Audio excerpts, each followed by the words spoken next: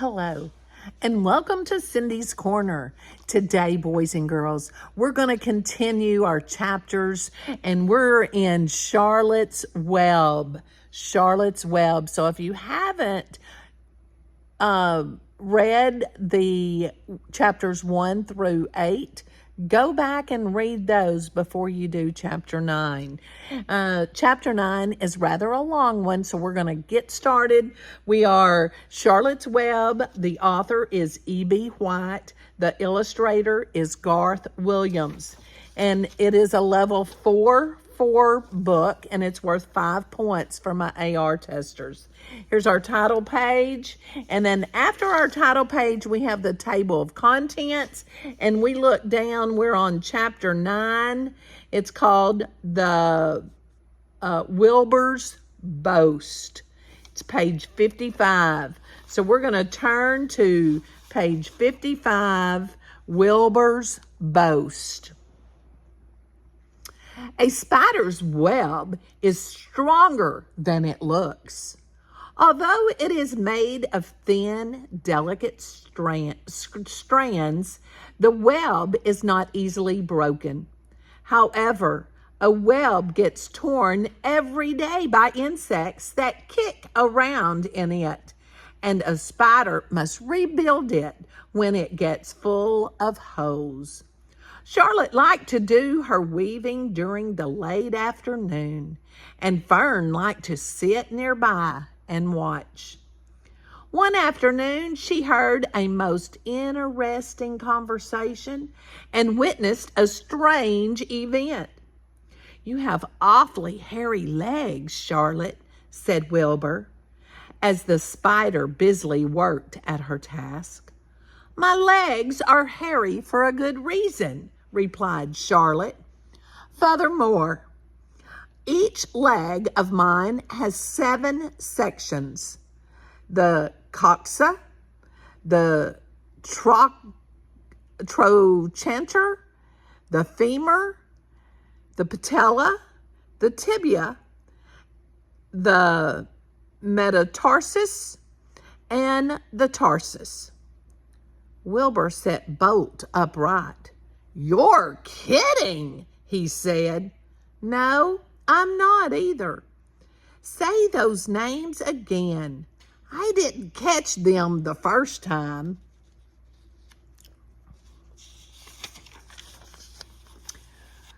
Coxa, trochanter, femur, patella, tibia, metatarsus, and tarsus. "Goodness," said Wilbur, looking down at his own chubby legs. "I don't think my legs have 7 sections." 7 sections. "Well," said Charlotte, "you and I lead different lives. You don't have to spin a web. That takes real leg work." "I could spin a web if I tried," said Wilbur, boasting. I've just never tried." "Let's see you do it," said Charlotte. Fern chuckled softly, and her eyes grew wide with love for the pig. "Okay," replied Wilbur. "You catch me, and I'll spin one." "It must be a lot of fun to spin a web. How do I start?" "Take a deep breath," said Charlotte, smiling. Wilbur breathed deeply. "Now, climb to the highest place you can get to, like this." Charlotte raced up to the top of the doorway. Wilbur scampered to the top of the manure pile. "Very good," said Charlotte. "Now make an attachment with your spinners. Hurl yourself into space and let out a drag line as you go down." Wilbur hesitated a moment, then jumped out into the air. He glanced hastily behind to see if a piece of rope was following him to check his fall, but nothing seemed to be happening in his rear. And the next thing he knew, he landed with a thump. Oop, he grunted. Charlotte laughed so hard her web began to sway. What did I do wrong? Asked the pig when he recovered from his bump. Nothing, said Charlotte. It was a nice try. I think I'll try again, said Wilbur cheerfully. I believe what I need is a little piece of string to hold me. The pig walked out to his yard. You there, Templeton? He called. The rat poked his head out from under the trough. Got a little piece of string I could borrow? Asked Wilbur. I need to spin a web. Yes, indeed, replied Templeton, who saved string. No trouble at all. Anything to oblige. He crept down into his hole, pushed the goose egg out of the way, and returned with an old piece of dirty white string. Wilbur examined it. That's just the thing, he said. Tie one end to my tail, will you, Templeton?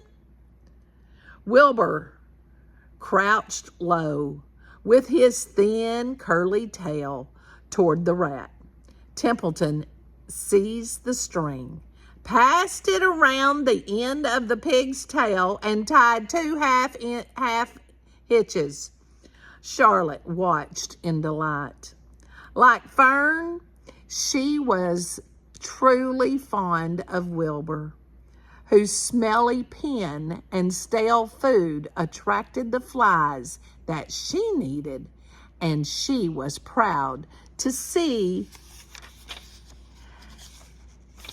that he was not a quitter and was willing to try again to spin a web. While the rat and the spider and the little girl watched, Wilbur climbed again to the top of the manure pile, full of energy and hope. Everybody watched. He cried, and summoning all his strength, he threw himself into the air, head first. The string trailed behind him. But as he had neglected to fasten the other end to anything, it didn't really do any good. And Wilbur landed with a thud, crushed and hurt. Tears came to his eyes. Templeton grinned. Charlotte just sat quietly. After a bit, she spoke. You can't spin a web, Wilbur, and I advise you to put the idea out of your mind. You lack two things needed for spinning a web. What are they? Asked Wilbur sadly. You lack a set of spinnerets, and you lack knowing how. But cheer up. You don't need a web. Zuckerman supplies you with 3 big meals a day. Why should you worry about trapping food? Wilbur sighed. You're ever so much cleverer and brighter than I am, Charlotte. I guess I was just trying to show off. Serves me right. Templeton untied his string and took it back to his home. Charlotte returned to her weaving. You needn't feel too badly, Wilbur, she said. Not many creatures can spin webs. Even men aren't as good as spiders. although they think they're pretty good. And they'll try anything. Did you ever hear of the Queensboro Bridge? Wilbur shook his head. Is it a web? Well, sort of, replied Charlotte. But do you know how long it took men to build it? 8 whole years. My goodness, I would have starved to death waiting that long. I can spin a web in a single evening. What do people catch in the Queensboro Bridge? Bugs? Asked Wilbur. No, said Charlotte. They don't catch anything. They just keep trotting back and forth across the bridge, thinking there is something better on the other side. If they'd hang head down at the top of the thing and wait quietly, maybe something good would come along. But no, with men, it's rush, rush, rush every minute. I'm glad I'm a sedentary spider. What does sedentary mean? Asked Wilbur. Means I sit still a good part of the time and don't go wandering all over creation.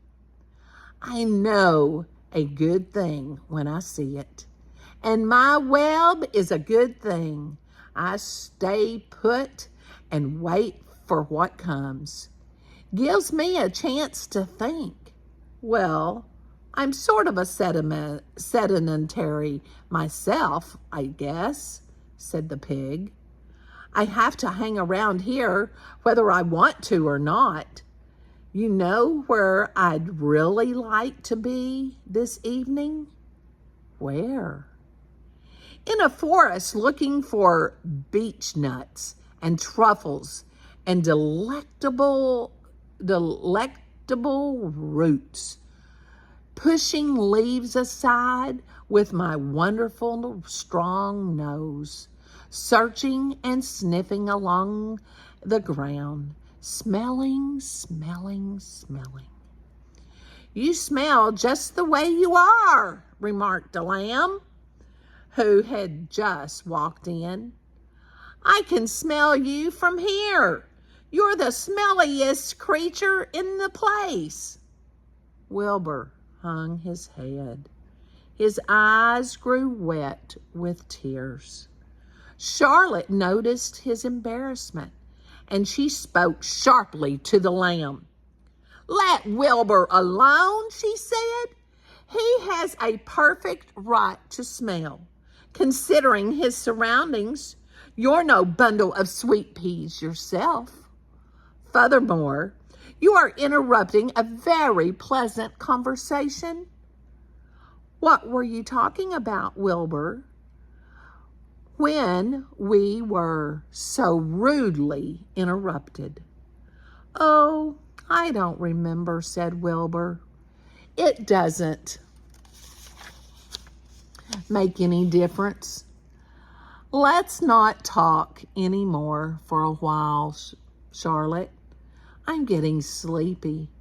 You go ahead and finish fixing your web, and I'll just lay and watch you. It's a lovely evening. Wilbur stretched out on his side. Twilight settled over Zuckerman's barn, and a feeling of peace. Fern knew it was almost supper time, but she couldn't bear to leave. Swallows passed on silent wings in and out of the doorway, bringing food to their young ones. From across the road, a bird sang, whip-poor-will, whip-poor-will. Lurvy sat down under an apple tree and lit his pipe. The animals sniffed the familiar smell of strong tobacco. Wilbur heard the trill of the tree toad and the occasional slamming of the kitchen door. All of these sounds made him feel comfortable and happy. And for he loved life and loved to be a part of the world on a summer evening. But as he lay there, he remembered what the old sheep had told him. The thought of death came to him, and he began to tremble with fear. "Charlotte," he said softly. "Yes, Wilbur." "I don't want to die." "Of course you don't," said Charlotte in a comforting voice. "I just love it here in the barn," said Wilbur. "I love everything about this place." "Of course you do," said Charlotte. "We all do." The goose appeared, followed by her 7 goslings. They thrust their little necks out and kept up a musical whistling, like a tiny troop of pipers. Wilbur listened to the sound with love in his heart. "Charlotte," he said. "Yes," said the spider. "Were you serious when you promised you would keep them from killing me?" "I was never more serious in my life. I am not going to let you die, Wilbur." "How are you going to save me?" asked Wilbur, whose curiosity was very strong at this point. "Well," said Charlotte vaguely, "I don't really know, but I'm working on a plan."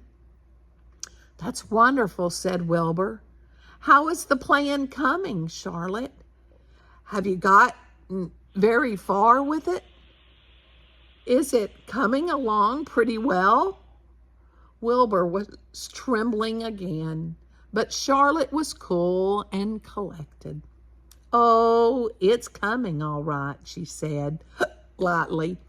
"The plan is still in its early stages and hasn't completely shaped up yet, but I'm working on it." "When do you work on it?" begged Wilbur. "When I'm hanging head down at the top of my web. That's when I do my thinking, because then all the blood is in my head. I'd be only too glad to help in any way I can." "Oh, I'll work it out alone," said Charlotte. "I can think better if I think alone." "All right," said Wilbur.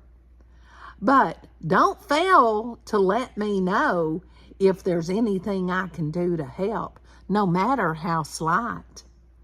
"Well," replied Charlotte, "you must try to build yourself up. I want you to get plenty of sleep and stop worrying. Never hurry and never worry. Chew your food thoroughly and eat every bit of it, except you must leave just enough for Templeton. Gain weight and stay well. That's the way you can help. Keep fit and don't lose your nerve. Do you think you understand?" "Yes, I understand," said Wilbur. "Go along to bed then," said Charlotte. "Sleep is important." Wilbur trotted over to the darkest corner of his pen and threw himself down. He closed his eyes. In another minute, he spoke. "Charlotte," he said. "Yes, Wilbur." "May I go out to my trough and see if I left any of my supper? I think I left just a tiny bit of mashed potatoes." "Very well," said Charlotte, "but I want you in bed again without delay." Wilbur started to race out to his yard. "Slowly, Slowly, said Charlotte. Never hurry and never worry. Wilbur checked himself and crept slowly to his trough. He found a bit of potato, chewed it carefully, swallowed it, and walked back to bed. He closed his eyes and was silent for a while. Charlotte, he said in a whisper. Yes? May I get a drink of milk? I think there are a few drops of milk left in my trough. No, the trough is dry, and I want you to go to sleep. No more talking. Close your eyes and go to sleep. Wilbur shut his eyes. Fern got up from her stool and started for home, her mind full of everything she had seen and heard. Good night, Charlotte, said Wilbur. Good night, Wilbur. There was a pause. Good night, Charlotte. Good night, Wilbur. Good night. Good night. Now, that was chapter 9. Have you ever tried something that there was no way you could do it? Kind of like Wilbur. Yeah, Charlotte knew he couldn't spin a web. Have you ever knew someone who kind of just wanted to show off all the time? Tell me in the comments if you've tried to show off and it didn't happen, or you know somebody that did. I hope you enjoyed this chapter 9 and give it a thumbs up so I can keep reading. Most important, give somebody a hug and tell them you love them.